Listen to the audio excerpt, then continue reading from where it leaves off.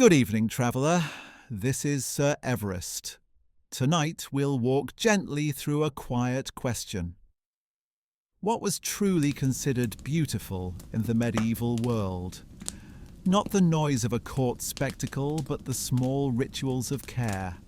Pale skin as a language of status, hair arranged with patience, veils and coifs set by steady hands, fabrics chosen for season and ease, fragrance steeped from herbs and flowers rather than thunderous perfume. If this kind of calm journey helps you rest, a quiet subscribe and a soft tap on like help others find it too. Tell me in the comments which era you'd like us to visit next. Breathe in and let the room grow gentle. Breathe out and let the candle lower just a little. We'll keep the pace unhurried and the light warm. When you're ready, we'll begin with the mirror of polished metal and the first touch of linen.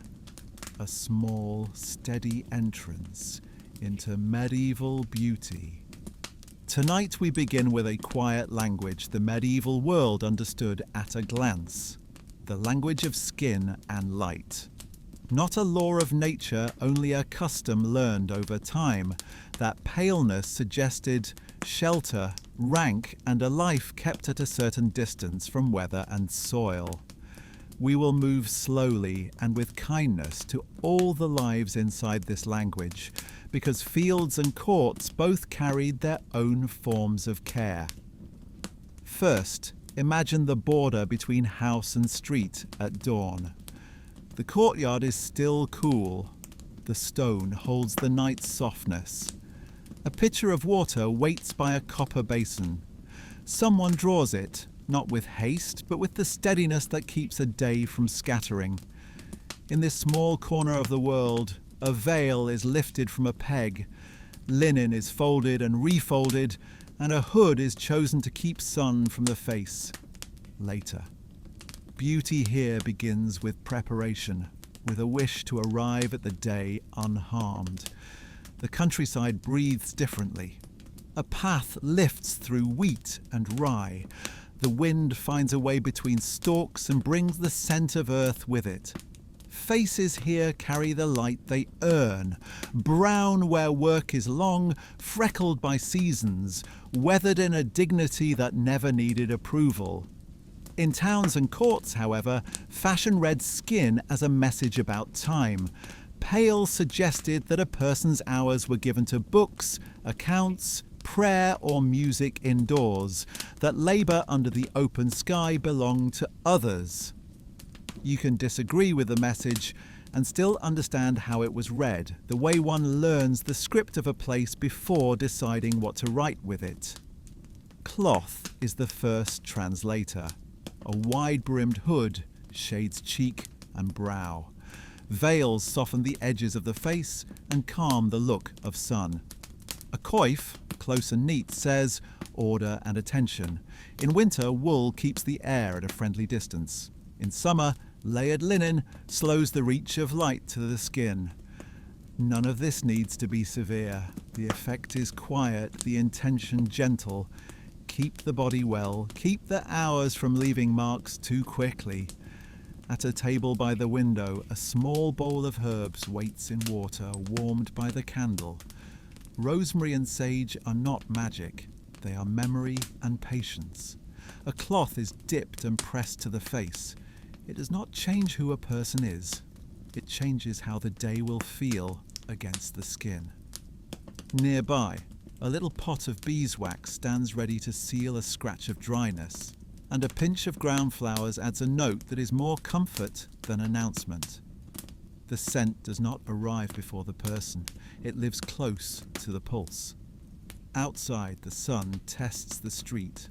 Vendors lift shutters, apprentices sweep stepstones, a cart rattles past, voices kept low to respect the hour. In such light, pale skin was read as ease. But ease has many meanings. A scholar's pallor might speak of long hours in script and commentary, a clerk's of ledgers and ink. are musicians of time spent by a hearth with instruments and learners. Each form of pale carried a story of rooms, books, tools, and attention refused to weather. This reading of light and skin travelled with class and with faith. Preachers spoke often of modesty, a beauty that concealed itself a little in order to keep the household calm. Sumptuary laws in some towns wrote rules for fabrics and dyes, yet the rules did not reach the sun. The sun kept its own counsel, and houses learned to meet it with linen, habit, and shade. In the garden behind a modest home, cloth is strung on a line, pale squares shining like small flags against the sky. Someone in the household knows which soap leaves fewer marks, which rinse gives linen a hand that is smooth but strong. The same knowledge arranges mornings. Fetch water before the street grows loud. Let skin rest between wash and veil. Open the shutter to the side, not to the front, and keep a golden angle of light instead of a white one. When a festival approaches, the rules bend into celebration. Yet even then, the work of keeping the face quiet continues. A wreath of fresh flowers sits cool against a veil. A band of fine fabric lies lightly across the forehead to secure hair.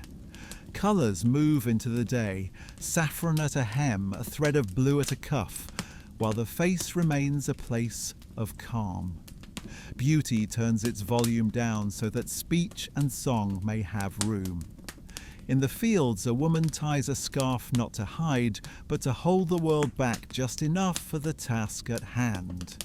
A man lifts a cowl at noon to spare his eyes, not to please a rule.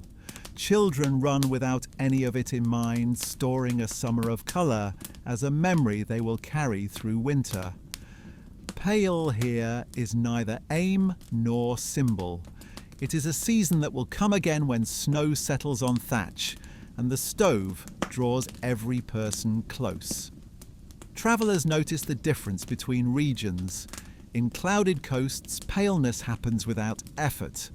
In bright valleys, it asks for planning, doorways that face away from noon, work arranged for gentler hours, and errands through shaded lanes. The polite craft of a household includes mapping the day. Keep the mirror in the inner room, keep the water cool, keep the bench where the draught will not reach, keep a hat by the door, and find it every time. A seamstress explains to an apprentice that silhouette and surface play together. If the sleeves fit well, she says, the skin need not be loud. She shows how underlayers carry most of the work, a shift that breathes, a kirtle that supports, an outer gown that falls in lines the eye can rest upon.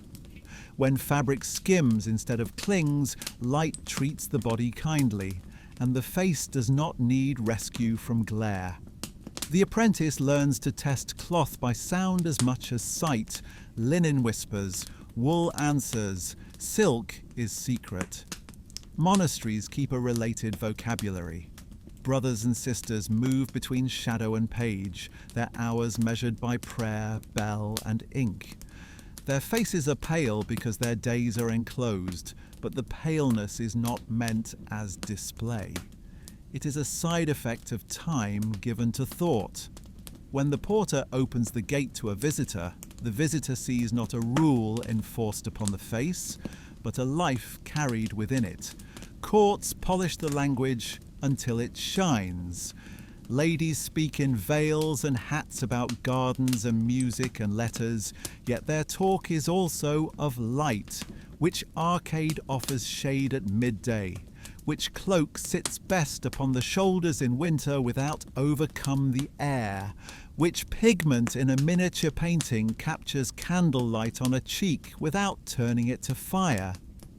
Men discuss armour and horses and law, but they too understand the virtues of fabric.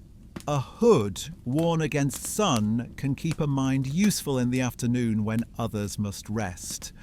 Now and then, a traveller arrives from a farther south and brings a different grammar. Oils pressed with citrus and leaf, powders that warm the skin rather than hide it. In such mixtures, paleness sits beside glow and learns to share the sentence. A household experiments in small ways, a drop at the wrist, a touch at the temple, nothing that would excite comment, everything that would comfort the self moving through the day. Misunderstandings happen. The village boy who labours under sky may be taken for rough when he is only diligent. The pale clerk may be taken for frail when he is only careful. Beauty cannot adjudicate the heart, and it should not try. The kindest rooms allow every face to arrive as it is and teach, gently, that fashion is a dialect, not a command. A mirror of polished metal lives in the corner like a second candle. It does not flatter, it does not scold. It shows the line where veil meets skin, the curve where hood shades brow, the small kindness a cloth can do for a day. A person looks once and then looks away, not to escape the image, but to return to the world where faces are for listening and speaking, not measuring. At noon, a house darkens the inner rooms against heat. On a table, a shallow dish holds cool water with a sprig of mint. A visitor is offered the cloth without question. The gesture is simple and exact. Refresh the skin, renew the hour. If paleness is a letter in the sentence of status, then hospitality is the sentence itself, the larger meaning that holds all smaller signs together. In the late afternoon, the sun slants and becomes merciful. Streets are shaded by walls. Arcades draw a calm geometry across the ground. We walk there, not to flee the light, but to befriend it, the way a reader chooses a page with wide margins so that there is space for breath. Children chase their shadows until the game ends in laughter. A seller of ribbons lifts her tray and moves into the gentler glow where colours read true. As evening gathers, the language of skin grows quiet. Candlelight softens what day defined. The face belongs again to the person who wears it, not to the rules that watched it outdoors. Someone removes a hood and lays it over a chair. Someone loosens a coif and lets the scalp breathe, fingers learning again the shape of hair. At a washstand, cool water takes what dust remains and leaves what the hours have earned. Not pallor as pride, not colour as fault, only rest. Gentle reset. Lower the flame by a finger's width. Let your shoulders release. Breathe in for 4, hold for 2, out for 6. We continue. There were, of course, exceptions and opposites. In some seasons and in some courts, a hint of rosy cheek suggested health. In winter feasts, the contrast of pale face and deep colour at the hem pleased the eye. In certain songs, a shepherdess's sunlit skin became the very sign of beauty itself. The world did not speak with one voice, even when it tried. But across many places and years, the association held. Pale suggested protection, and protection read as privilege. Because this language was about time, where you spent it, with whom, and under what sky, it also bent with fortune. A family prospered. A daughter's veil grew finer. Her hours moved inward. A harvest failed. The same child, now older, learned the use of a scarf in fields that once were visits, now were labour. Beauty did not desert her, it changed clothes. The gentleness in her motions remained. The eye that sought kindness found it regardless of shade. In letters that survive, a few small recipes appear. A rinse of rainwater kept in clay, a cloth warmed in the sleeve and pressed to the cheek on winter mornings, honey mixed thin for a week, and left to soften the lip. None of these are potions of spectacle. They belong to the realm of maintenance, the kind that makes life smoother without calling attention to itself. They are, in a word the medievals knew well, prudent. So we return to our beginning. Pale was power only in the way a sign points to a door. The door led to hours protected from weather, to rooms where books were safe and food was steady, to days when a person's labour was not written on the body. Some wished for such hours, others wished only for fairness between kinds of hours. If you listen quietly, you can hear the better wish inside the fashion, that bodies be kept well, and that no one's face owe too much to hardship. Before we leave this chapter, let us stand again by the small mirror. A candle burns low. Linen waits neatly folded. The night air is kind. You touch water to the brow and find it cool. No one is judging here. The face in the metal belongs first to a person, second to a season, third to a custom. Customs pass. Persons remain. When you are ready, we will walk to hair and veils, to coifs and crowns of flowers, and to the ways patience leaves a signature on threads and braids, but not yet. For a moment more, let the room stay simple, the breath stay even, and the signs of rank and fashion dissolve into the quiet that prepares you for sleep. Hair is patience made visible.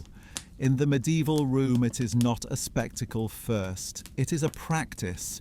Fingers learn rotes the way feet learn streets. A braid remembers the hand that made it. A veil remembers the hour it was set. Begin at the washstand. A shallow basin, water that has rested the night, a sprig of rosemary or a slip of chamomile, a comb of wood, teeth smoothed by years. There is no rush. The cloth warmed near the candle loosens the scalp. The water clears the small dust of sleep.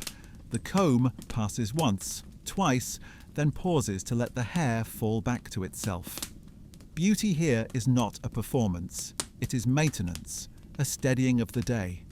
Tools carry the lesson of scale, a ribbon of linen, a pin of bone, a needle kept in wool, a small pot of oil, olive softened with herbs, nothing loud, a drop on the palm pressed lightly from crown to ends to keep strands from catching in cloth. The scent lives near the skin, not ahead of it. Styles begin with circumstance. A cook's coif holds hair close to keep the hearth safe. A seamstress tucks braids under a cap so the thread does not find them. A student covers the temples against draughts that trouble thought. In the field, a scarf binds quickly. In the city, a veil is set with care for edges and corners.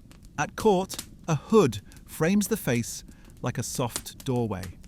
Listen to the grammar of layers. The shift, simplest, nearest to skin. It protects both body and gown. The kirtle, shape and support. It gives the outer cloth a place to rest. The veil or wimple, a calm boundary between person and world. The hood or hat, weather and custom in conversation. A coif is closeness made kind, a small cap that sits where thought sits. It turns hair into quiet and quiet into ease. Over it, the veil floats just enough to soften light around the face. A ribbon crosses the crown and ties at the nape. The knot is not a flourish. It is a promise that the day will not tug at you too hard. Braids are roads. One begins near the temple and meets another behind the ear. They cross in the back and become a single line that knows where it is going. Some mornings call for a crown braid circling the head like a low horizon. Others ask for a simple plait tucked under a cap. Hairpins, bone, wood or plain iron hide their work. When the style is right, you do not feel them at all. Comfort is the sign you have chosen well. In monasteries, hair speaks softly. A sister tucks everything away, not out of shame, but to keep the mind untroubled. A brother's tonsure is not a display, but a daily reminder, light on the crown as a metaphor for light in the heart. In both houses, the motion of covering and uncovering becomes a rhythm like prayer. Prepare, focus, release. City days ask for negotiation with dust and wind. A veil can be pinned a finger's width lower to guard the eyes at noon. A hood can be lined for winter so that breath warms the air just enough to keep thought easy. In wet weather, a simple oiled cloth becomes generosity itself, keeping the fringe dry so that the evening comb will not pull. Festive hours permit adornment, but even then the scale remains humane. A circlet of green woven that very morning, a narrow band embroidered with small leaves along the edge, a pin with a bead of glass, clear like a drop of water held still by craft. Crowns of flowers tell the truth of season. Spring sits light, high summer leans fragrant, late autumn keeps a palette of straw and seed. Men's grooming shares the virtue of restraint. A beard is trimmed to frame the mouth so that words may be seen as well as heard. A fine comb draws the line from ear to chin. A touch of oil keeps order where wool cloaks would otherwise tease it into knots. Helmets and hats teach the same lesson women learn from veils. Protection is not disguise. It is care for what allows one to think and speak. Apprentices learn by watching hands. The master does not lecture. The master repeats motions at a speed a morning can endure. Fold the veil in 3, find the center without looking. Set it so the fabric carries its own weight. Pin once at the temple and once behind the ear. Test by turning the head left, then right. If the veil answers by staying, you have spoken the language well. In letters that survive, recipes avoid harm. A rinse of rainwater kept in clay. A little vinegar cut with herbs to calm the scalp after a winter of wool. Honey warmed in the palm to smooth the ends, then gently combed through and left till evening. If a pigment is used at all to touch the brow or lash, it is thin and careful, closer to ink than to paint. The face wants to breathe. Cloth helps it do so by making a small climate of patience around it. Travellers carry influence along roads. From the south come oils that speak of citrus and laurel. From the east, combs carved with tiny leaves. From the north, caps that sit deeper against wind. No single fashion rules. Households borrow what is useful and leave what is loud. The result is not a uniform but a conversation. Local needs holding hands with distant craft. Children practice on festival days. Small hands learn to part hair straight. Laughter interrupts and the line wanders like a path after rain. No harm done. A crown of daisies forgives geometry. A mother or aunt corrects with 2 calm passes of the comb, then lets the child keep a crooked ribbon because joy suits the face better than precision. Lower the candle by a finger's width. Unclench the jaw. Let the tongue rest behind the teeth. Inhale slowly. Hold. Exhale longer than you inhaled. We continue softly.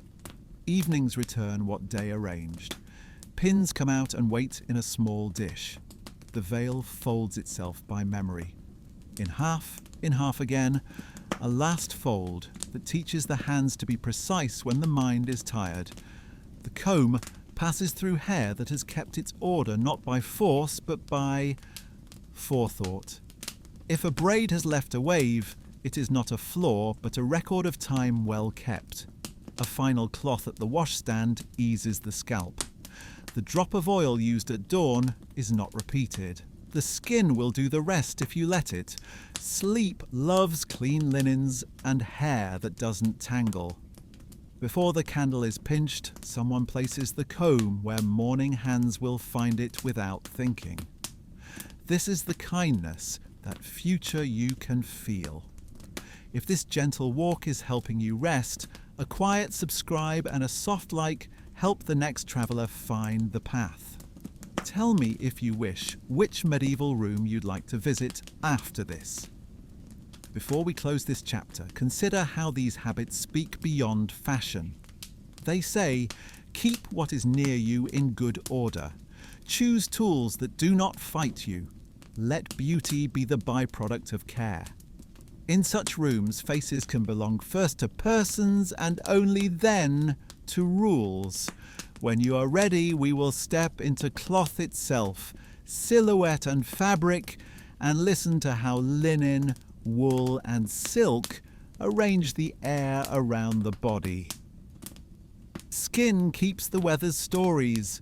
In the medieval home, care begins not with spectacle, but with small, repeatable gestures. Water set to rest, cloth warmed by a flame, herbs steeped just long enough to lend comfort. Tonight, we will move quietly through skin, fragrance, and the myths that grew around hygiene, noticing what people actually did to feel clean, composed, and ready to greet the day. Begin where mornings begin, at the ewer and basin. Water has slept in a glazed jug so that chill and sediment fall away. A hand pours, not hurried. Linen waits clean from yesterday's wash. The cloth is pressed to brow and cheeks, then to the neck where night's warmth lingers. No transformation, only preparation. Soap appears, but not always. For the face, a gentle rinse often suffices. For hands, a small cake, lie tempered and scented lightly with herbs, lathers just enough to release the day's work without stripping comfort from the skin. A drop of oil, olive or nut returns ease to knuckles and wrists.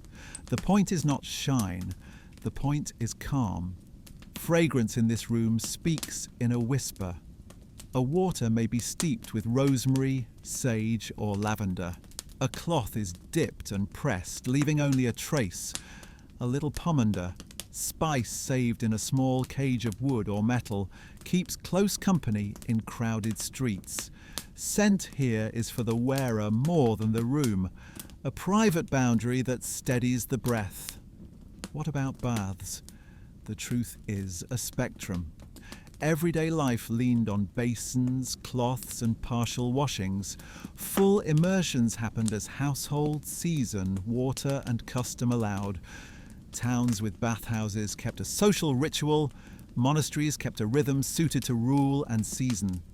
Winter favoured restraint. Spring and summer widened the habit.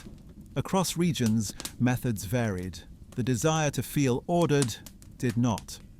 Linen does half the work of cleanliness. A fresh shift against the skin draws away what the day leaves and protects the gown from bearing it. Replacing the inner layer renews the body's comfort without exhausting water or fire. Much clean in this world is achieved by interposing good cloth between body and world, then washing the cloth when the hour allows. There are myths that speak too loud. They claim there was no soap, no washing, no care. Yet letters, household accounts, and rules of life keep mentioning basins, towels, bath days, herbs, and oils. Care varied by wealth and season, and yet the vocabulary of care persists. Quiet, practical, scaled to the rooms people lived in. A kitchen teaches as clearly as a chapel. Ash makes lye. Fat becomes soap. Hard water needs patience. Soft water rewards it. A small barrel of rainwater set under a gutter becomes treasure for gentle rinses. Vinegar cut with herbs calms the scalp after long months under wool. Honey thinned with warm water softens the mouth of winter's wind. Lower the candle by a finger's width. Relax the brow and let the breath lengthen. In for 4, hold for 2, out for 6. We continue softly. not every recipe is kind. Some pigments and powders promised brightness, but borrowed it from dangerous mineral friends. The wiser households trusted moderation, a little chalk where needed, more often, nothing at all. If a face looked easeful by lamplight, that was beauty enough. Fragrance travelled with trade. From Al-Andalus arrived waters touched with citrus and laurel. From Byzantine markets, resins and blended oils. From northern forests, fir and juniper. No one house held the whole world. Households borrowed what fit their climate and conscience, keeping scale human. A drop at the wrist, a whisper at the throat, a sachet in a chest. Public spaces had their own customs. In some towns, bathhouses gathered neighbours under steam and talk, with hours set apart for women and for men. In others, water meant river, tub, or nothing grander than a bucket, warmed at dusk. Monasteries wrote gentler schedules, more frequent washing of hands and face, rarer immersions, all governed by work, weather and rule. Cloth again returns as ally. A hood shades windburn. A veil softens light. Gloves spare the chafe of rope and tool. Protection becomes prevention, and prevention becomes the cleanest habit of all. At day's end, a basin meeting a measured cloth sets the world to rights without asking the fire to labour past reason. Evenings restore what noon challenged, a bowl of warm water, a sprig of mint, a towel that knows the face it meets. The day dissolves in circles, temples, brows, cheeks, chin. A clean shift is drawn over the head. Hair is loosened, the scalp is eased with fingertips that know where thought tenses first. Breath deepens, the room grows wide without getting larger. For feast days, scale tilts slightly toward display without losing gentleness. A clearer rinse, a touch of scent in the hair ribbon, a brighter linen at the collar.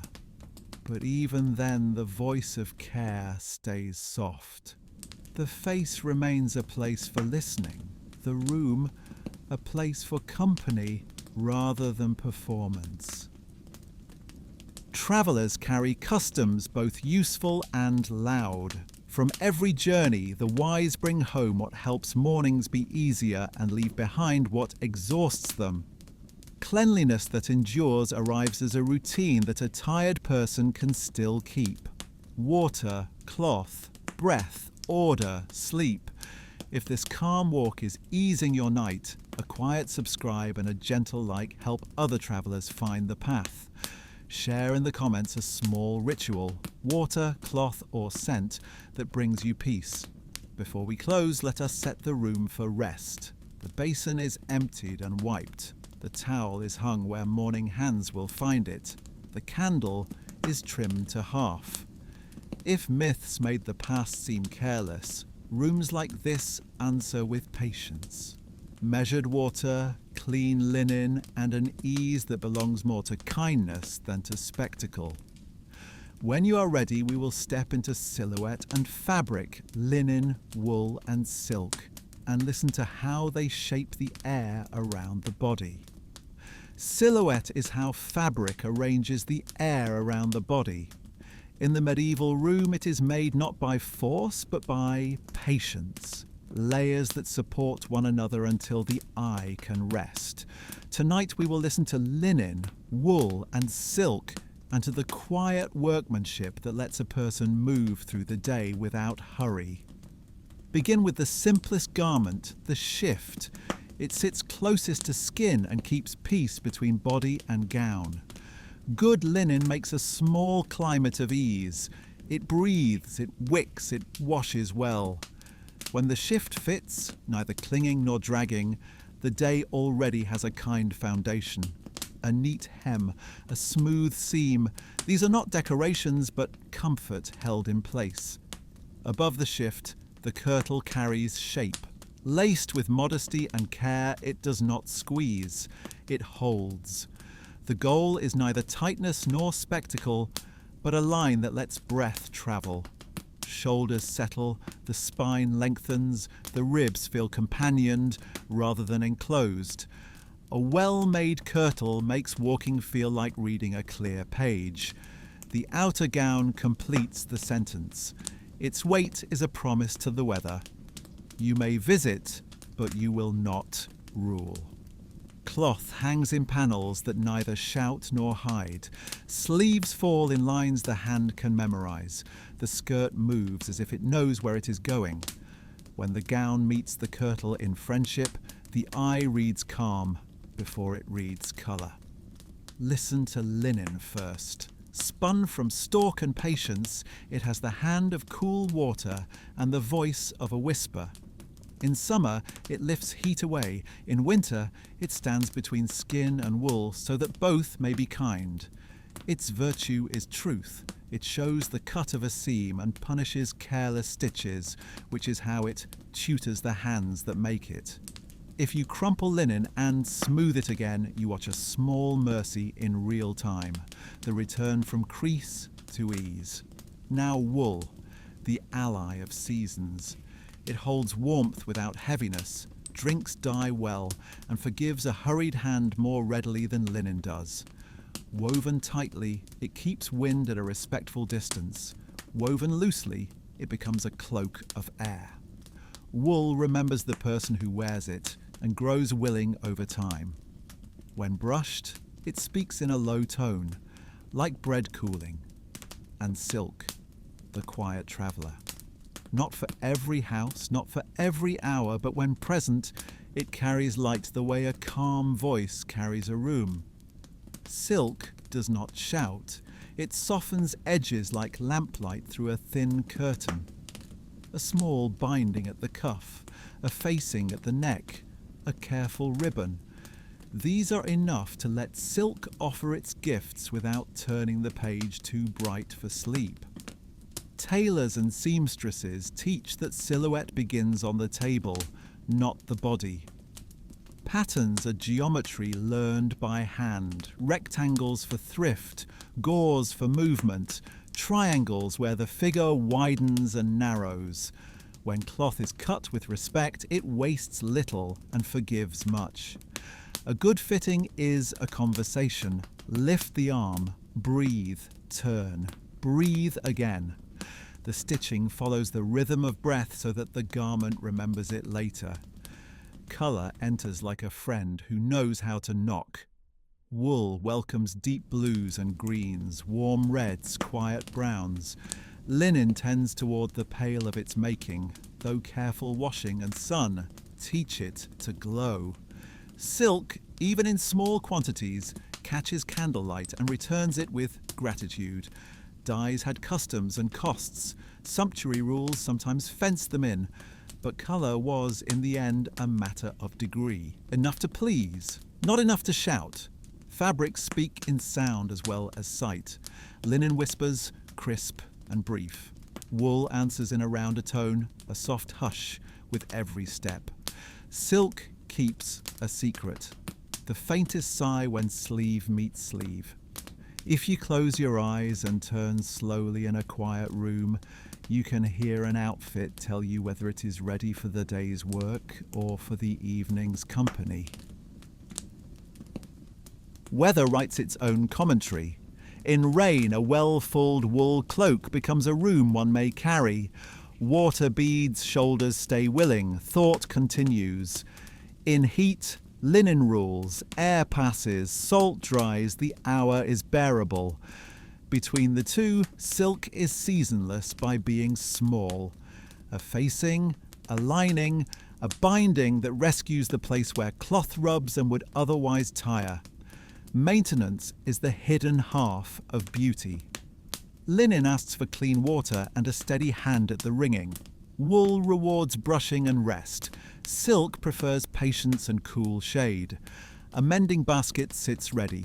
Needle, thread, beeswax, patches cut on the true grain. A garment repaired early stays graceful. One neglected, too long learns to complain. Dignity, like comfort, is cumulative. Lower the flame by a finger's width. Drop the shoulders, let the jaw unfasten. Inhale for 4, Hold for 2. Exhale for 6. We continue softly. Silhouette changes with work an hour. Morning favours closeness and light. Afternoon invites a cloak against wind or dust. Evening gives permission to widen the sleeve or lengthen the line. A belt draws the eye without squeezing the ribs. A hood frames the face and makes its own weather. The body moves, and the fabric learns. What of shoes and their conversation with cloth? A soft-soled shoe asks the skirt to skim the ground but not sweep it. A higher instep teaches the hem to lift a finger above the dust. Laces, buckles and ties keep company with seams and gauze, a quiet fellowship of small decisions that spare the body from noise. Households with fewer coins still master silhouette. They do it with fit and care rather than rarity.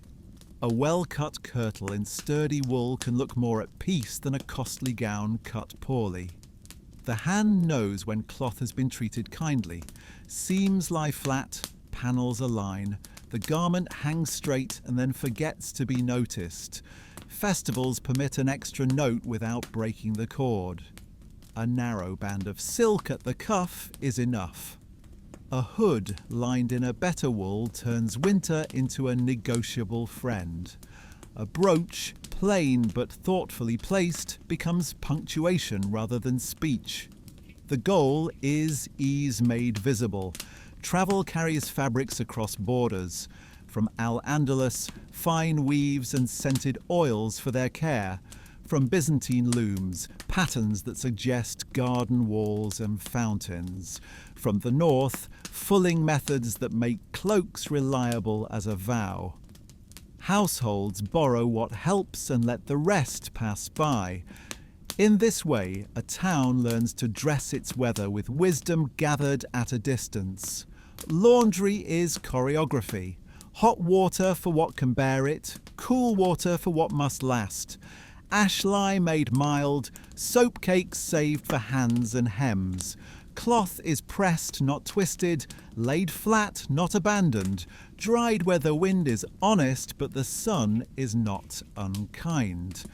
Ironing is a warm stone wrapped in cloth passed along seams until they agree to behave. If a mirror is present, it is consulted only to ensure that fabric and person understand one another. The test is movement. Reach, turn, sit, breathe. Does the gown rise and fall without argument?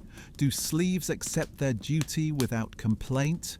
Does the cloak become a wall against weather rather than a wall between a person and the world? When the answers are yes, silhouette serves and disappears. If this gentle walk is helping you rest, a quiet subscribe and a soft like help the next traveller find the path. In the comments you can tell me which fabric, linen, wool or silk, feels most like home to you. Before we close this chapter, let us fold what we have learned. Linen to breathe, wool to keep, silk to soften. Shift for kindness, kirtle for shape, gown for the conversation with weather and hour. Set the mending basket where morning hands will find it. Lay the cloak so it remembers your shoulders. Lower the candle so the room can remember sleep. When you're ready, we will step into cosmetics and caution. The recipes that comfort, the superstitions that do not, and the wisdom that keeps beauty on a human scale. Cosmetics in the medieval world lived at the edge of caution. Small helps for comfort and dignity kept on a human scale. Tonight we will move gently through what touch the face and hands.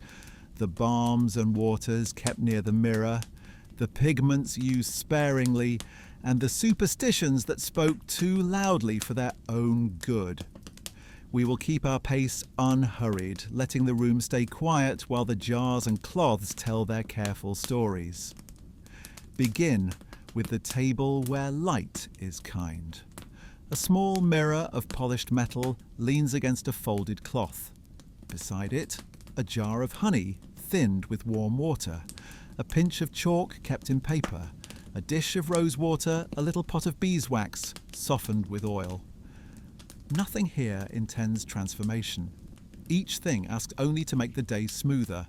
A lip eased against wind, a cheek calmed after sun, a brow set at rest. Hands rehearse the motion learned from laundry and linen. Dip, press, breathe. The face is not scrubbed, it is invited to release the hour it no longer needs. If a tint is used at all, it is faint enough to disappear into candlelight. Under bright sun, the same face reads as bare. The intention is comfort, never the kind of display that would make the room smaller. There were stronger powders and pastes. A few households kept them for feast days or miniatures, when a painted page asked the sitter to hold a scene still. But the wiser keepers placed such jars behind other jars and reached for them rarely, knowing that beauty that lasts begins with ease, not with force. Guardianship grew from experience. Minerals that brightened too quickly often took brightness from the skin in return. Craftspeople learned to read the world by touch and scent. Harmless chalk felt a certain way. A dust that burned the eyes betrayed itself before it could betray the wearer. Moderation became a shield. Pale powder, if used, was tapped and shaken from the cloth before it met the face. Colour was placed at the edge of a lip rather than across it.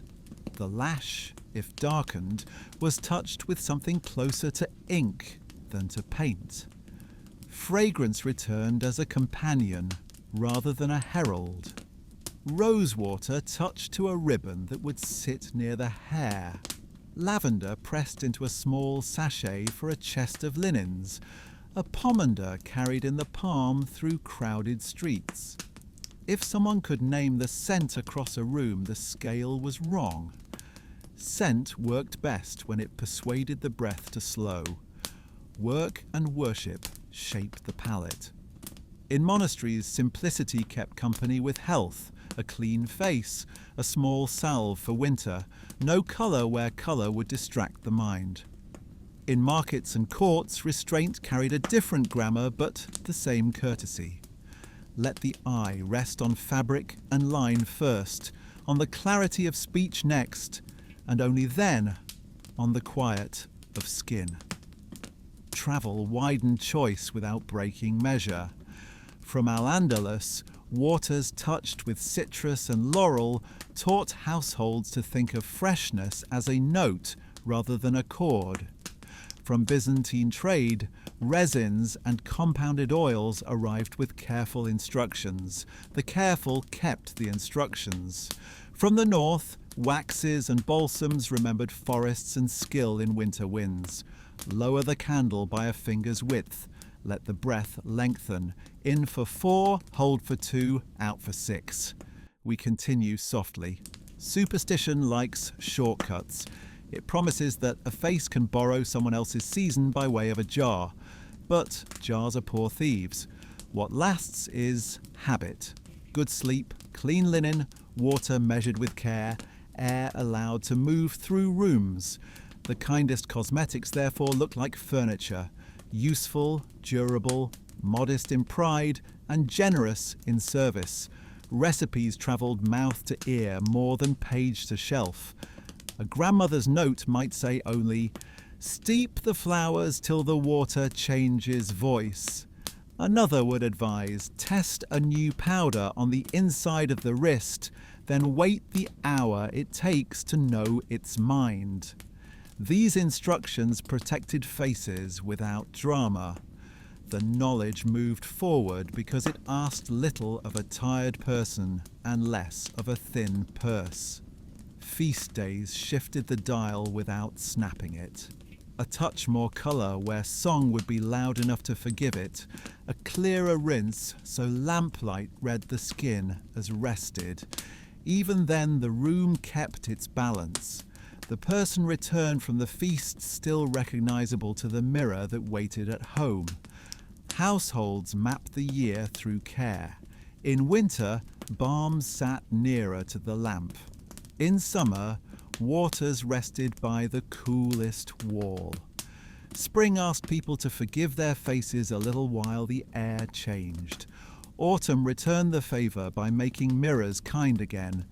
A calendar of jars taught patience more than display. Painters looking for truth carried the same lesson to their pages. In miniatures, the most convincing faces borrowed depth from cloth, not paint. A well-drawn veil or hood let the skin remain gentle. Gold leaf glowed where fabric or halo asked for light. Cheeks stayed quiet so that the story could breathe. Some rules were written, if only as courtesy. Share a jar with family. Keep a cloth for each person. Close lids. Keep waters capped and away from heat. Set the table for care and clear it after. These are the crafts of health that never learned to boast because they never learned to fail. At day's end, cosmetics return to their cupboard. The mirror leans face down to keep dust from settling. The table is wiped and folded into evening. A person looks once into the metal, only once, enough to thank the day for being survivable, and lowers the lamp. If this gentle walk is helping you rest, a quiet subscribe, and a soft like help the next traveller find the path. Share a calm tip in the comments. A water, a balm, a way you make rooms kinder at night. Before we close this chapter, let us keep only what proved itself. Water that knows the room.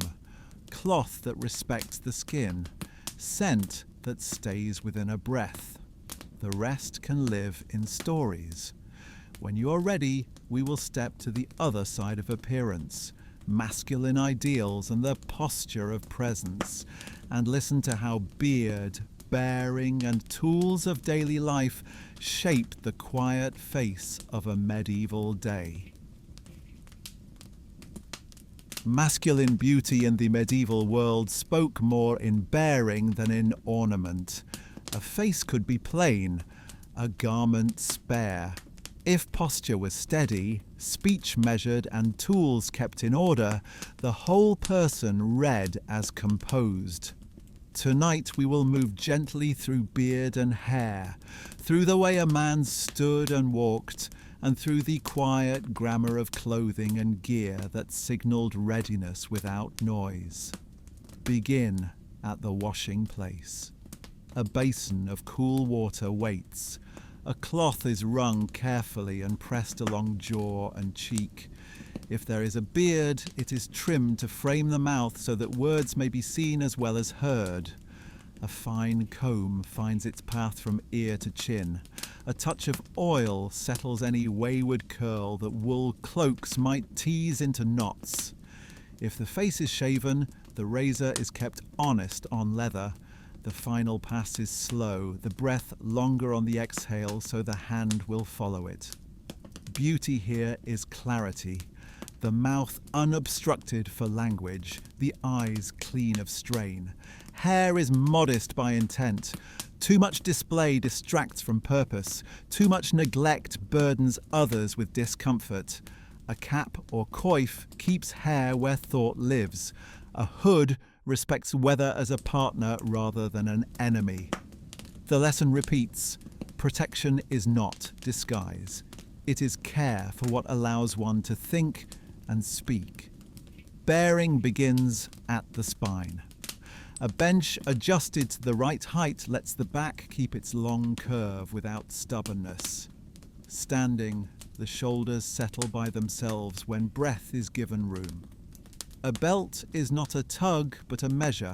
It rests where the hand can find knife or pouch without searching.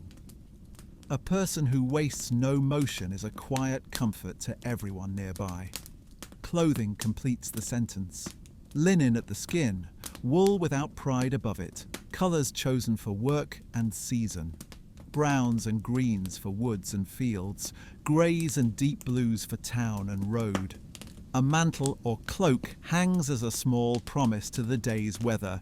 You may visit, but you will not rule. Shoes answer the ground without complaint. Laces tie in a knot the fingers can renew even when cold. Tools speak their own truth.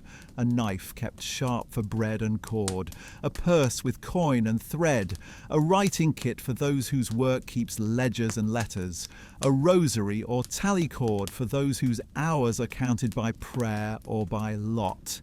None of this is spectacle. It is the small dignity of being prepared, which reads as beauty when you watch it in use. In guild halls, ideals take on craft. The cooper's hands are clean, though they met pitch. The joiner's apron shows work, but not negligence. The smith oils leather where metal might rub it raw. A man is measured not by how little he touches the world, but by how gently he invites the world to be touched. Care is visible at the edges, seams mended, knife wiped, buckle seated, strap notched but not torn. Knighthood speaks in another dialect, still fluent in restraint when it remembers itself. Armour that fits is not a boast, it is a mercy to the body. A gambeson lies smooth, mail rests without bite, plate allows the chest to rise. A helm is lined so that thought can continue under heat. Straps do not shout, they simply hold. The hands that close a gauntlet try it once against the hilt, then once against the reins, and listen for the glove to answer without stiffness. Monasteries keep a third dialect. A brother's tonsure is a sign not of appearance but of aim. A habit worn well is a habit forgotten. Sandal straps are repaired before they fray into noise. The cord at the waist is clean and firm. The sleeve is kept safe from ink and flame.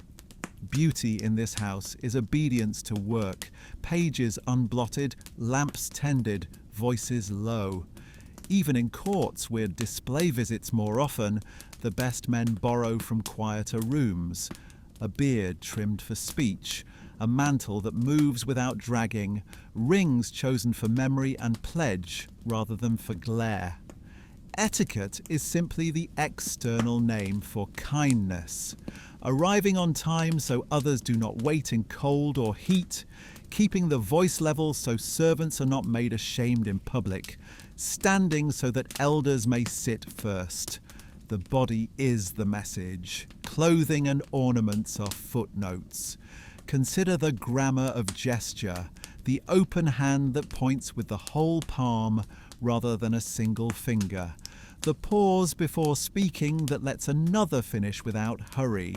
The nod that invites rather than commands a reply. These are lines the eye reads as handsome even when the face is ordinary. Where patience lives, beauty grows. Travel shapes habit.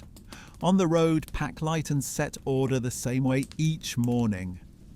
Blanket rolls even, spare shirt wrapped against rain, knife in the same pocket, water at the same side of the belt. When the storm comes, the body knows where to reach without rummaging. A traveller who moves like this looks composed not because fortune blesses him, but because he has befriended necessity. Lower the candle by a finger's width, let the breath lengthen. In for 4, hold for 2, out for 6. Release the jaw, soften the gaze. We continue softly. Speech belongs to presence. A man's voice at rest makes rooms kinder. Read aloud as if the words were pottery, shaped and fired elsewhere, carried carefully in both hands. When anger visits, lower, do not raise the tone. When joy arrives, let it widen the vowels rather than sharpen the consonants. The face in this way becomes easy to watch and does not tire those who love it. Cleanliness follows scale. Hands washed before bread, tools wiped before they are sheathed, boots brushed before they turn a threshold into a trail. A man who keeps his gear clean saves the people who live with him from living in his wake. That relief reads as handsomeness because it reads as care.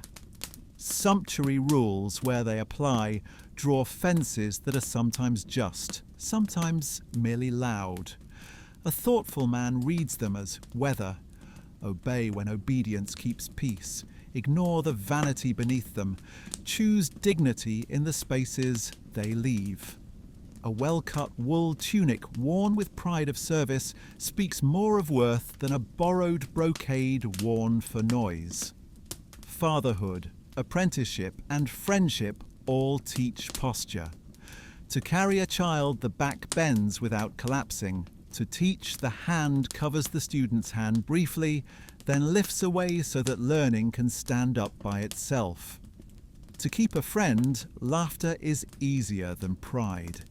These habits leave traces at the corners of the eyes that say more than any jewel could say. The work of the day widens and narrows the silhouette. In cold, a mantle gathers at the throat. In heat, linen allows air to pass. At the threshold, a hood comes down so the face can be read. At the altar or hall, the head is covered or uncovered by custom, not by mood. Beauty follows context the way a good sentence follows its subject, naturally, almost invisibly. Men of letters know another tool: silence. A pause after hearing bad news, a postponement of judgment until morning, a willingness to say, "I do not know." These are ornaments the mirror cannot display, but which rooms will always recognize. The face that belongs to such habits is one the eye rests on and forgives. When evening arrives, gear returns to its places.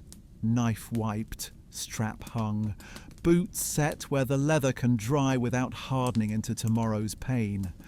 The beard is smoothed once more so the pillow will not complain. A prayer or a line of verse is said not to impress heaven, but to tune the mind to quiet. The body lies straight, and the day releases its grip as breath deepens. If this calm walk is easing your night, a quiet subscribe and a soft like help the next traveller find the path. In the comments you may share one small habit of beard, bearing or tool that makes your day kinder to others. Before we close, stand once with me in the doorway between work and rest. Shoulders in their place, jaw at ease, eyes level with the horizon of the room. This too is beauty, a person arranged so that others can be unafraid. When you are ready, we will step to law and faith, sumptuary customs, modesty, and the gentle boundaries that shaped public appearance, keeping our pace steady and our light low.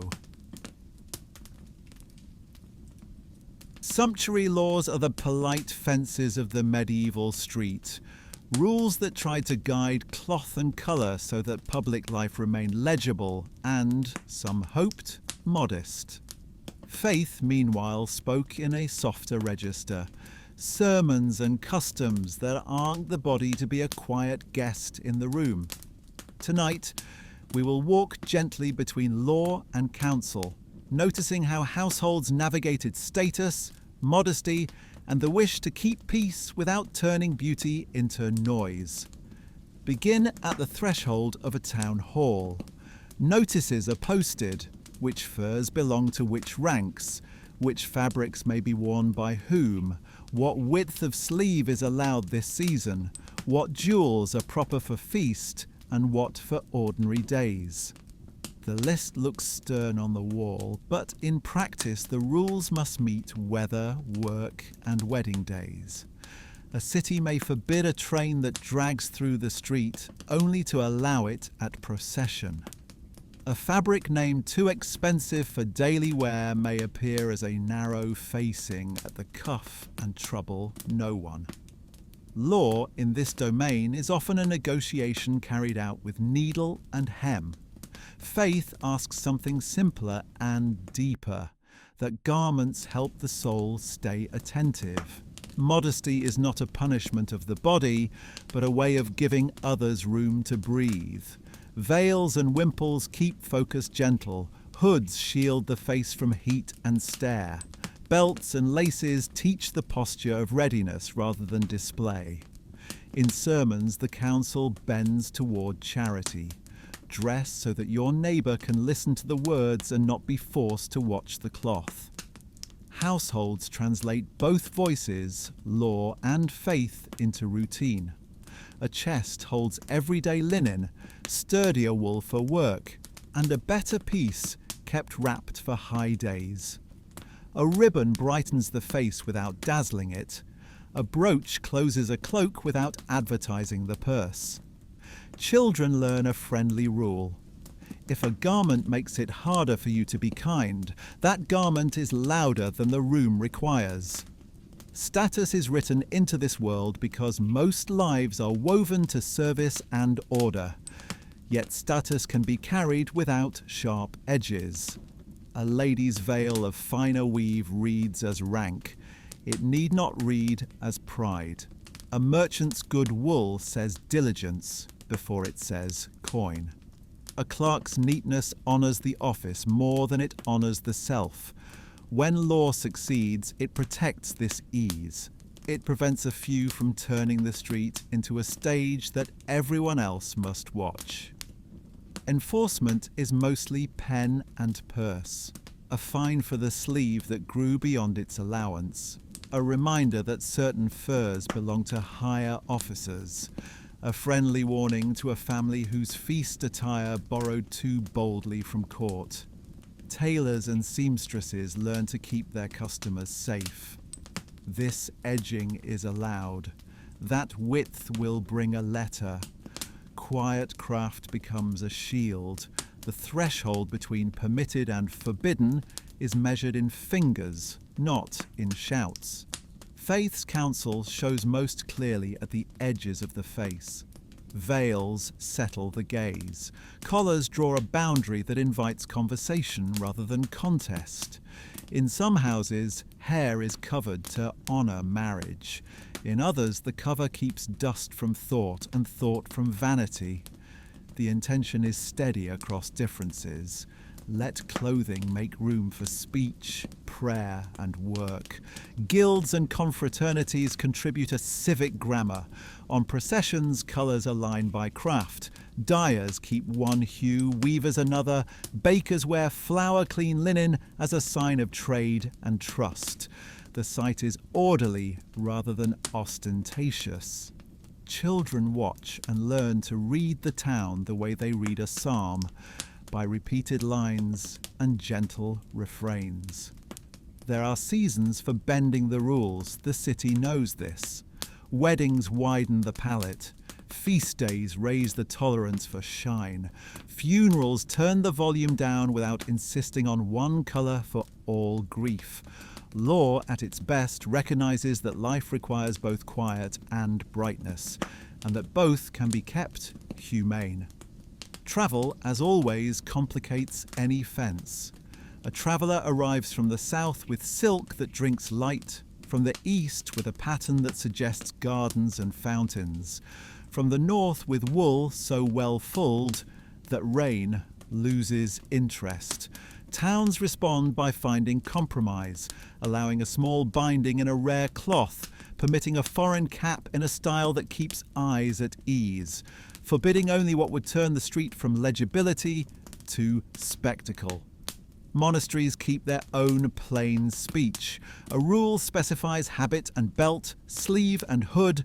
Sandals are mended before they shout their need. Cords are kept clean so that prayer is not distracted by fray. Here, modesty becomes muscle memory. When visitors come, the house offers a lesson without lecture. Order on the body can quiet a room. At court, display visits more frequently, but even courts have better and worse days. On the better days, beauty is the byproduct of craft and posture. A gown that moves without struggle. A mantle that frames the face so that conversation has a place to enter. Jewels chosen for memory, a marriage, a treaty, rather than for glare. On such days, law fades because courtesy holds. Lower the candle by a finger's width. Let the shoulders fall where they wish to fall. In for 4, hold for 2, out for 6. We continue softly. Letters and household books reveal the gentle work behind compliance. A margin note. Blue permitted for Sundays. Save the brighter thread for the hem. A tailor's reminder. Cut the sleeve within the rule. Add movement with a gore rather than width. A mother's counsel to a daughter. The veil that lets you hear is finer than the veil that lets you be seen. These lines show how law becomes habit without hardening into fear. The poor are not absent from this story. Law often leaves space for necessity, sturdy cloth, repaired seams, boots that keep water out even if they offend no fashion. Faith finds beauty here first. A clean apron worn with pride of service reads handsomer than an expensive garment cut without kindness. In streets where both walk, the eye learns to respect patience over price. Misuse existed. Laws that shamed rather than served. Edicts that bit harder at women than at men. Moments when power used modesty as a mask for control. Households survived such weather by anchoring to the deeper counsel. Dress so that the day can be borne, so that work can proceed, so that neighbours can be comfortable. In this way, people wore both conscience and cloth. Children absorb the lesson through play. A ribbon becomes a badge of office, a stick, a sceptre, a shawl, a mantle. An elder smiles and trims the imaginary law to fit the child's joy. Wear your crown at the feast, little one. Share your sweets with those who have none. Legibility and kindness take root together. If a mirror is consulted, it is to test intent, not to chase approval. Do sleeves allow work? Does the collar keep the chill from the throat? Does the colour please without asking to be clapped for? Faith smiles at these questions because they are the ethics of attention, love made visible in seams and ties. When evening comes, the city returns from law to rooms. Cloaks are hung, veils are folded, jewellery goes to its box. A prayer thanks the day for being survivable. A small apology is made for any moment pride grew louder than welcome. The lamp is lowered. In the quiet, modesty becomes simply the comfort of being unobserved. If this calm walk is easing your night, a quiet subscribe and a soft like help the next traveller find the path. In the comments, you may share a gentle household rule about sleeves, colours or collars that keeps your rooms kind.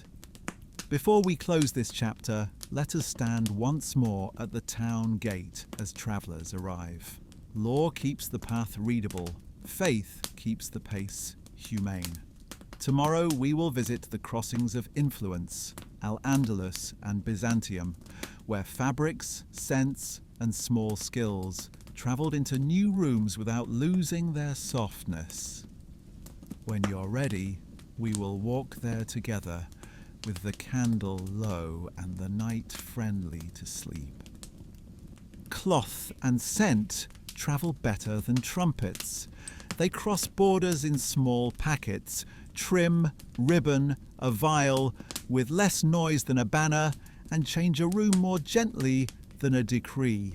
Tonight, we will walk the quiet crossings between Al-Andalus and Byzantium and the towns that learned from them, noticing how fabrics, patterns and fragrances entered medieval homes without disturbing sleep. Begin at a harbour at dusk. Ships breathe out their cargo, bales wrapped against spray, chests that smell faintly of cedar and resin, bundles of paper tied with cord. No one house receives the world. Each house receives 1 or 2 new words for its wardrobe. A narrow band of silk for a cuff, a finer comb, a water touched with leaf and flower. Influence begins like this. by the inch and by the drop. Al-Andalus speaks first in coolness and geometry. In courtyards shaped for shade and breeze, fabric learns to be light without being loud. Linen is finished smoother. Weaves are taught to carry air. Borders borrow repeating patterns that rest the eye. A hood or veil edged with small, even motifs makes the face read as composed, not decorated. From gardens where water is central, households adopt the habit of keeping a bowl by the window, both mirror and measure of air. Fragrance from the same road speaks softly of citrus and laurel. Waters distilled with care arrive in stoppered vials. A cloth at the wrist takes one drop, then closes the scent like a book. Orange blossom visits chests of linen. Rosemary keeps company with combs. The rule of scale holds. If a visitor can name the fragrance across the room, the measure is wrong. Skill travels with the things themselves. A dyer learns that alum fixes colour more patiently than speed does.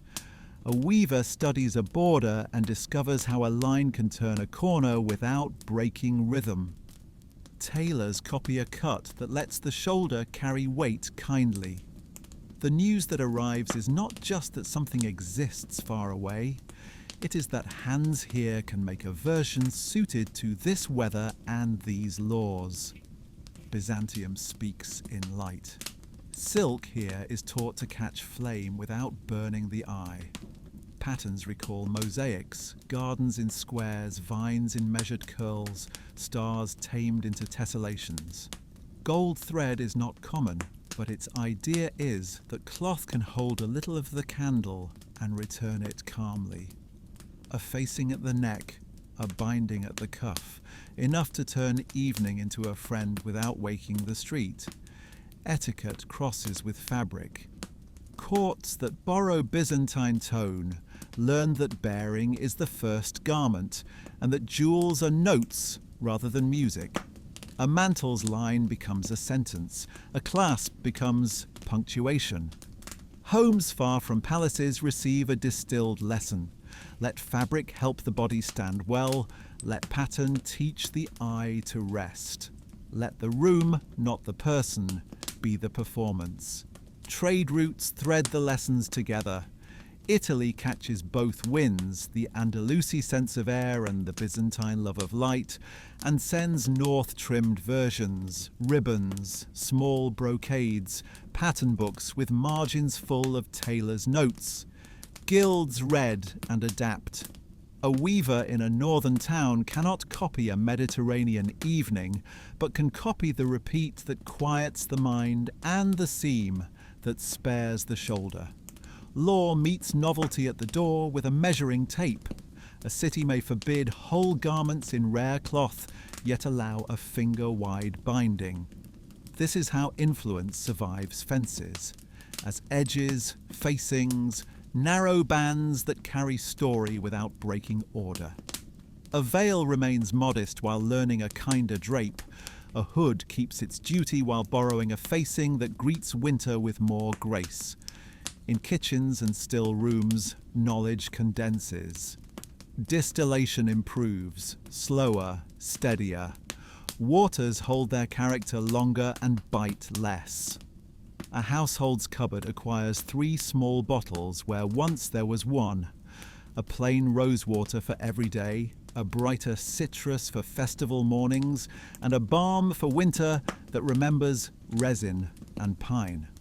The scale stays human.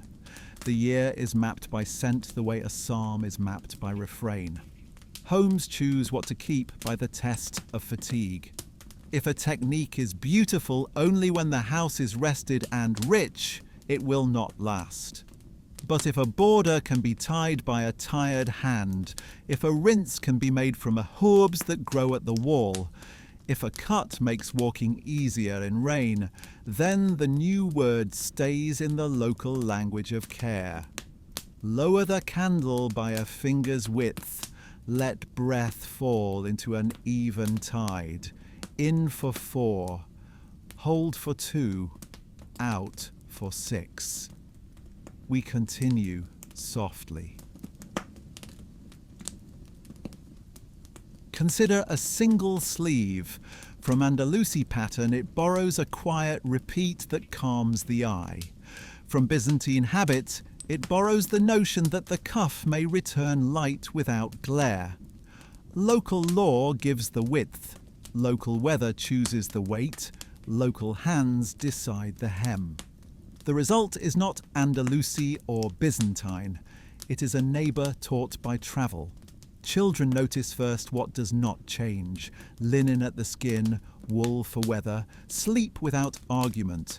They notice next the small new comforts: a comb that slides more kindly, a ribbon that keeps edge from fraying, a rinse that turns dust to ease.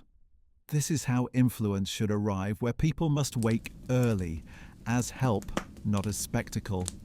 In churches and synagogues, light answers the lesson. Candles find silk and bless it. Stone finds pattern and looks warmed by thought. Yet the face remains quiet, the voice steadier than shine. The point of borrowing is not to borrow pride, it is to borrow peace. Merchants learn to speak softly in price and loudly in guarantee. This ribbon will hold its colour 2 winters, says one. This weave will not tire the shoulder on the 3rd hour of the walk, says another. Households buy what keeps the day humane, not what makes the neighbour stare. Writers and painters absorb the crossings into margins. A miniature's border steals a motif from a cloth steals a hue from a border. Both conspire to make a page the mind can live in. Pattern is not noise when it repeats with mercy. It becomes a place to rest the eye between lines of text or between breaths in a room. By night, the harbour quiets, but the borrowed words remain in the houses that line the lane. A veil hangs that learn to fall more kindly. A cloak waits that learn to keep rain as a visitor. A small bottle stands where a tired hand can find it without lighting a second candle. The world feels larger without getting louder. If this calm walk is easing your night, a quiet subscribe and a soft like help the next traveller find the path. In the comments you may share a small influence, a motif, a scent, a stitch that made your room kinder. Before we close this chapter, step once to the doorway and listen to the weather. What we keep from far places should help us hear our own rooms better. When you're ready, we will begin the wind down, gathering the threads into stillness, lowering the lamp, and letting sleep arrange the rest. A kind room is not rich, it is orderly. In the medieval house, order lives where hands live, at the mirror and at the chest. Tonight we will walk through these 2 companions, the small polished face that tells the truth gently, and the wooden keeper of linen and cloth, and learn how their quiet rules make days smoother and sleep easier. Begin with light that does not argue. The mirror of polished metal leans where a window's glow arrives at an angle. Too much light scolds, too little guesses. The mirror prefers the honest middle. A folded cloth under its base keeps it from speaking to the table with a scrape each time it is lifted. Beside it, the basin, the towel, the comb, a ribbon, a small pot of balm. Nothing crowds, nothing hides. Each tool waits where a tired hand can find it without searching. The chest stands nearby with its work already done. Wood seasoned, hinges that do not groan, a lid that knows its own weight. Inside live the day's allies, shifts and shirts, kerchiefs and veils. A kirtle or 2 for the week, the better gown wrapped against dust. At one end, a sachet of lavender and rosemary or a sliver of cedar keeps moths uninterested. Linen separates wool the way a gentle word separates two sharp ones. When cloth rests well, it wakes well. Folding is a language of kindness. Linen likes thirds, wool accepts halves if weight is even, silk prefers to be rolled around a smooth core when it is not in use. Hems meet hems, seams lie as if asleep. A ribbon ties a bundle lightly, not to imprison, only to remember which layers belong together. A household that folds with the same method each time buys a little time back from every morning. Inventory is a prayer without words. A neat list lives tucked under the lid. 2 clean shifts, 1 at wash, 1 to mend. 3 kerchiefs, the winter hood repaired last month, the child's cap too small and ready to pass along. The list is not stern. It forgives substitutions and notes seasons. It teaches the eye to see before the hand rummages. The mirror's table keeps only what earns its place. A jar of rose water for cloths, a thimble, a small tin where pins sleep, a comb of wood whose teeth have learned the roads of the scalp. Each evening the table returns to this shape. A room that resets itself does not ask the morning to solve yesterday's puzzle. Air is the third keeper. Windows open when weather permits. Shutters angle to allow light without glare. A clothes horse or a simple line near the hearth lets linen breathe after washing. Smoke is kept at a distance so scent does not quarrel with cloth. On dry days, bedding meets the window for a short talk with sun, then returns warmer and kinder. Mending waits close to the chest so that small troubles do not learn to be large. Needles, thread, wax, and patches abide in a pouch tied to the inner side of the lid. A tear at a seam is addressed the day it is noticed. A loose hem is persuaded after supper. A missing button becomes a story only if the house is tired. The hand that fixes something early buys patience for later.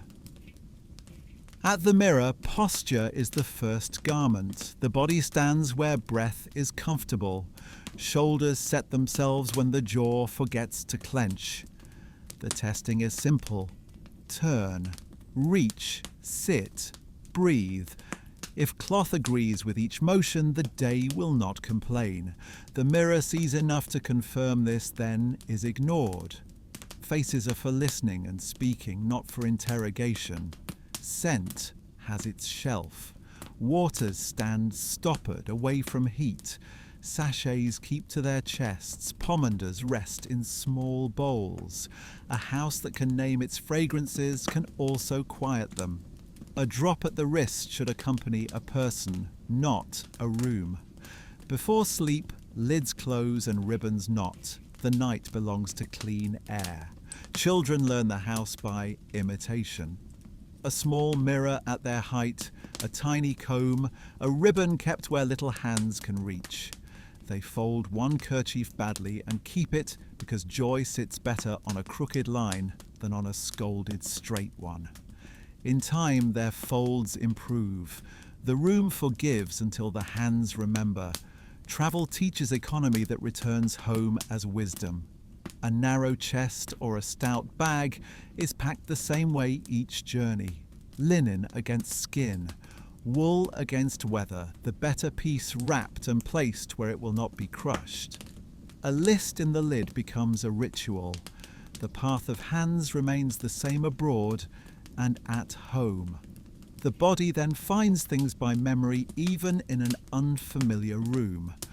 Lower the candle by a finger's width. Let the brow smooth. In for 4, hold for 2, out for 6. We continue softly.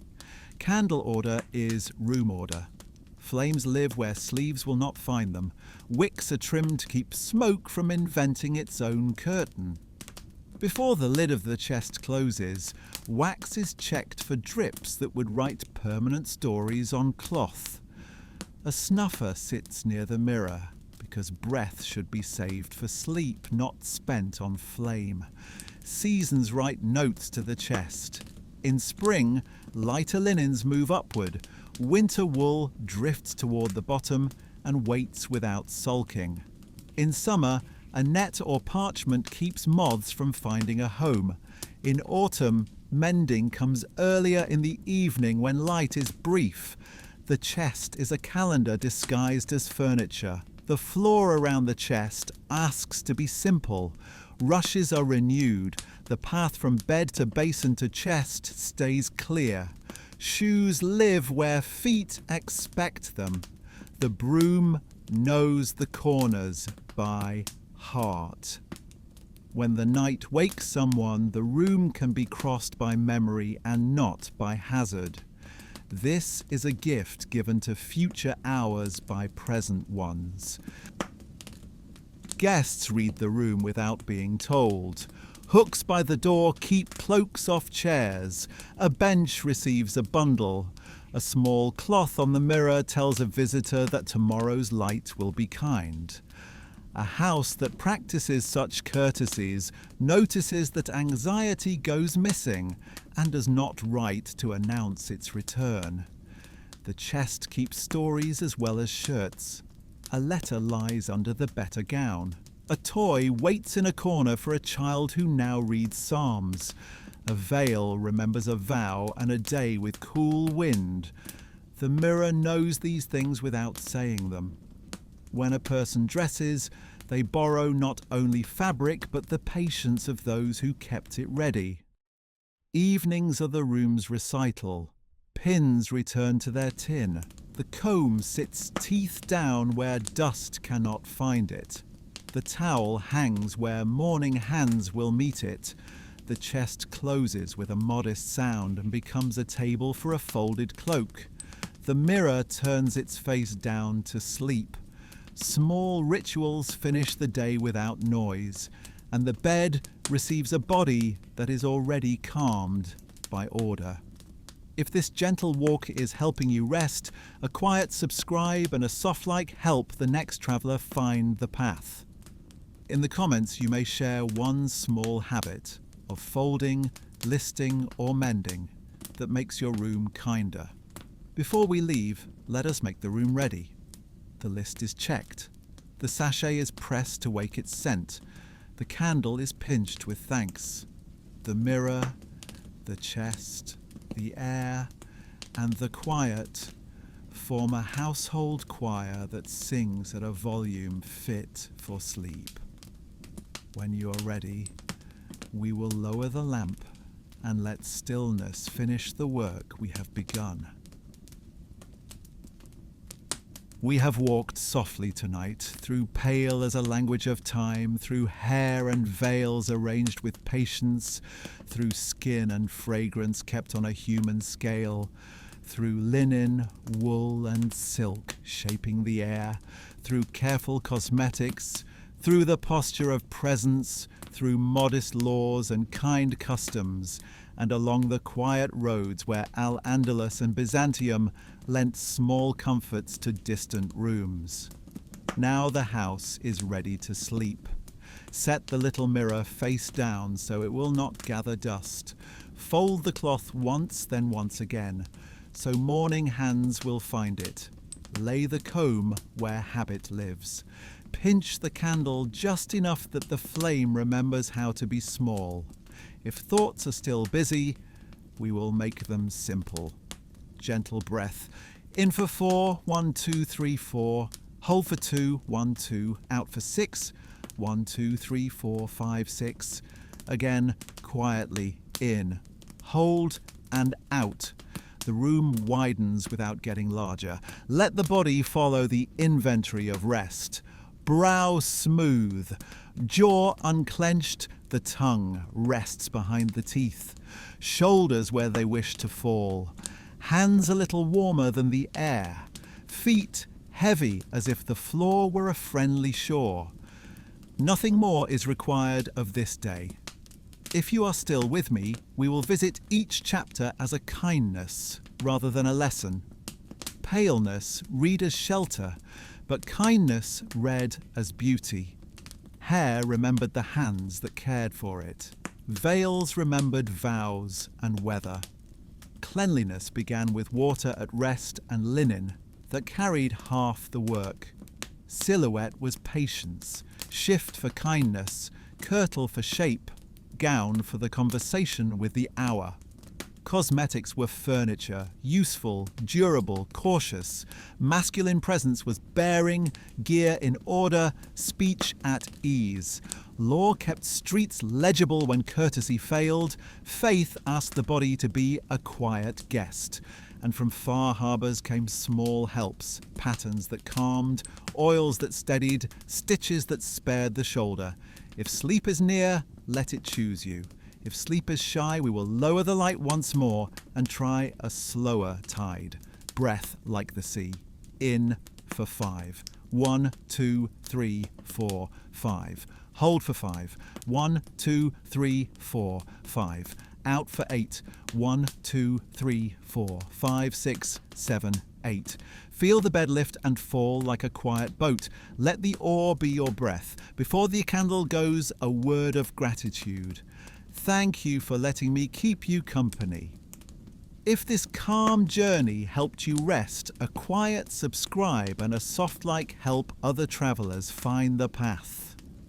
You can leave a gentle note in the comments. Tell me which room, city or century you'd like us to visit next. Our medieval playlist is ready when you are, and the Sleep Through Time series will keep the lamp low while you drift. Now we will leave the room as we found it. Orderly, gentle, prepared for morning. The mirror is sleeping, the cloth is clean, the window is a rectangle of dark that belongs to the sky. In for 4, hold, and out for 6. Good night, traveller. May your rest be deep, and may you wake to a day that treats you kindly.